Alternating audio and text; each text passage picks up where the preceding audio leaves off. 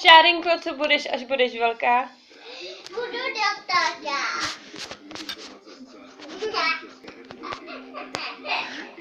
A čeho budeš doktorka? A ještě budu dělat sády. Jo. A budeš dělat sádry.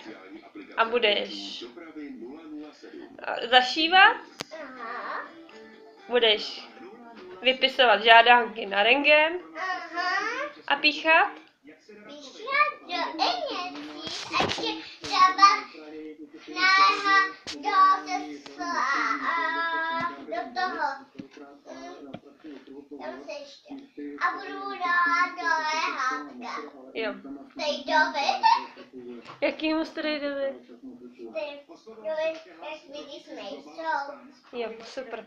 Tam si sedni. Takže budeš mudr, Šárka, mudr.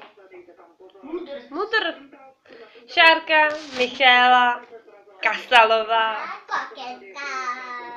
Tak super, tak snad se ti to za 20 let splní a budeš nám dělat všem sádry. Já za 30 let. Tak pápa. Papa!